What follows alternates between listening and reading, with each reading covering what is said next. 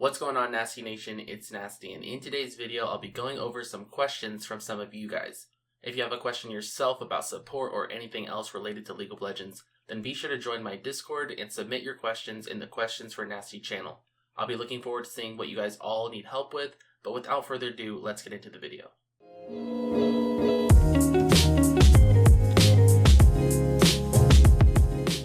This first question asks, how am I supposed to play OP champions and have a small champion pool at the same time? My advice to this question would be to practice champions that you're not familiar with in normal games or flex queue games, just so that if those champions do in the future become meta picks, that you can then start picking them up and playing them without being unpracticed on them. And at the same time, of course, if there's a champion in your champion pool that gets nerfed or just isn't in the meta anymore, you would drop them off and start playing an OP champion instead. This next question asks, is Riley Son Nami really as crazy as people say? I would say that Riley somewhat works on Nami, so it's not super crazy. It's not way out there, but I do think that there's a lot of items out there that just work a lot better with Nami. If you're super far ahead in the game and if you want to play super aggressive, then I suppose you could buy it. It is on the recommended page after all, but again, there are better items out there, so I would shy away from it if possible and just build some of the more standard items. This next question asks, if you don't trust op.gg, then is there a site out there that you do trust? So for those of you guys who don't know, I came out with a video a few days ago that was titled op.gg is lying to you. Basically, in the video, I discussed how the win rates on op.gg are not reliable and that I don't trust them. I would recommend that you guys don't use op.gg if you are looking at win rates. Instead, what I like to personally use is champion.gg. But again, when you're using champion.gg, you do have to be safe. You have to be a little careful just because champion.gg will list champions from highest win rate to lowest win rate, no matter what their play rate is. So with that being said, you also have to be looking at the play rates. For example, it could show something like Aatrox support being a 60% win rate because it has a 0.02% play rate. So my advice to you would be use champion.gg, but only trust the win rates that have a play rate above 1%.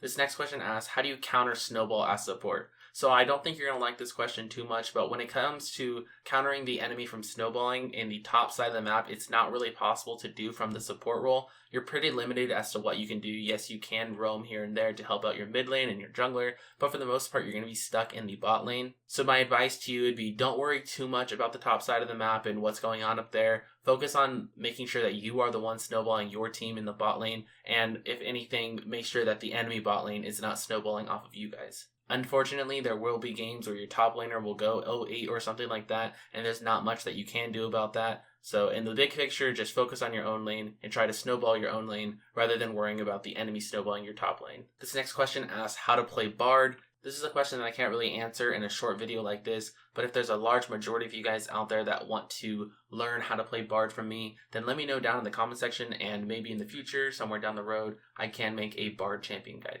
This next question asks, what do you think of Sona and can anyone one-trick her? So from my personal experience, what I can tell about Sona is that she seems to work a lot better in lower ranks. When you play her in higher ranks, she tends to not do as well. I'm not sure if that's just because she's not as strong as a champion, or maybe she's just a little too predictable for higher ranked players.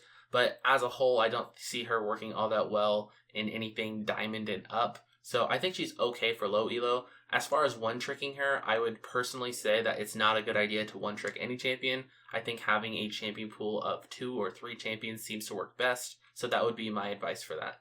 This next question asks, what unconventional picks for support would I recommend? Again, I think it's best to play meta picks. I don't really recommend anything that is considered unconventional. However, in the past, I have played a little bit of Scion support, and it's not too out there, but it does have a low play rate, so I guess you consider that kind of unconventional. I actually have a video out on my channel that goes in depth on how Scion support works. I'll have a link in the top right corner of the screen or something like that right around now. So be sure to check that out if you want to know more about that. But that's the only unconventional support that I can kind of think of. This next question asks, why do ADCs distrust support? And I don't think it's that ADCs distrust their support. I just think that players, when they tend to play bad, they like to put their blame on other players. And for ADCs, it's really simple for them when they make a mistake or they die. It's really simple for them to just blame it on their support. So it's not uncommon. It's not a distrust thing. It's just people don't like to take the blame themselves. If you do run into a situation like this where your ADC is constantly blaming you, just put them on mute and continue to play the game. Don't really worry about it too much and don't give it too much attention. This next question asks, as a support main, I'm wanting to branch out to solo lanes. Which lane would be the easiest transition? So the role that I'll suggest is jungle, and this isn't technically a solo lane, but this is what I have had the most practice and the easiest time going from support to jungle. It's been the easiest role transition for me. And I think a large piece of this is because support players tend to have a lot of shot calling in their gameplay. It's just natural for support mains to shot call and win the game through focusing on macro. And jungle is another role that has the exact same aspect. You do have to focus on shot calling. You do have to focus on macro play as the jungler. So I would recommend jungle as a secondary role for people who are support mains specifically. This next question asks, how often do I dodge? So there are 3 reasons for me to dodge at all times. The first reason is if my team is full AP or full AD, that will usually end in a loss. So that's why I would dodge in those situations. The second situation that I usually dodge is if I have a very toxic lobby. Sometimes if you're in champion select and there's just a bunch of people arguing for one reason or another, maybe they just got done finishing a game where they lost and they have conflict from that. Whatever the reason may be though, if I'm in a champion select and there's just a lot of arguing, I typically dodge that. And the last situation that I typically dodge in is if there's a lot of off rolls on my team, or if I'm in an off roll that I don't feel that I can carry, or if I feel like I'll play so bad that I won't be able to get carried. Those are the 3 situations that I find myself dodging. This next question asks, do you have any merch? And it's actually really funny that you asked that because we actually have some brand new merch that is out right now. I wanted to come out with a design that really represents the support mains out there, but it's also something that is pretty fun and cool to wear. So if this is something that you're interested in, go to shop.spreadshirt.com/Nasteey or click on the link in the description. All merch will be 15% off for a limited time, and this merch comes in all different shapes, sizes, and colors, hoodies, t-shirts, and many more variations. Again, shop.spreadshirt.com/Nasteey, 15% off for a limited time. This next question asks, what supports do you think are really strong in this meta and very fun? Are there any that are both? I think something that is fun is different for everybody. Personally, I find Rakan really fun. Other people might find Soraka really fun, so I can't really answer that. But as far as champions that are strong currently, I do have a video out for that as well. So I will have another link in the top right corner of the screen right around now. It is my top 5 support champions for this patch 8.20. So go ahead and check that out if you haven't already. This next question asks, how do you stop tilting in the middle of the game?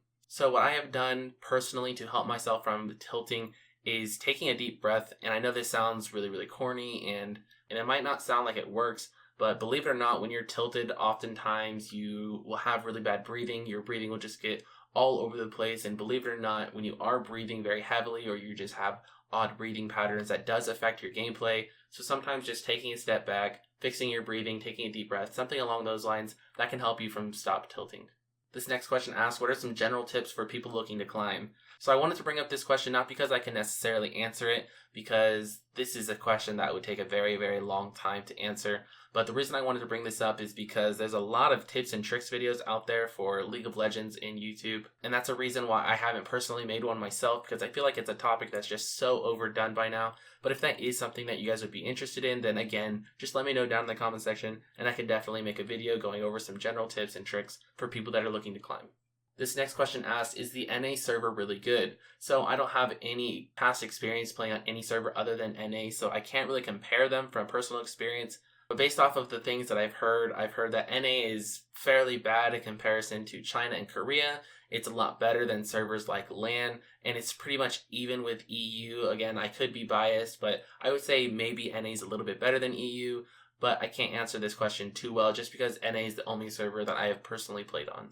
This next question asks, at what point do you consider a player being at the rank they deserve? So I don't think that there's ever a point or a situation where a player is at the rank they deserve, because there is always room for improvement. For example, let's say somebody has been hard stuck gold 5 for the past 3 seasons. That doesn't mean that gold 5 is the rank that they belong at or that's the rank that they deserve. It just means that they have some flaws in their gameplay or some flaws as a player that is preventing them from getting to that next rank. And all they have to do is just fix those little mistakes and eventually they'll start to climb. So again, just to reemphasize, I don't think that there is any time where a player is considered hard stuck and that they deserve that rank.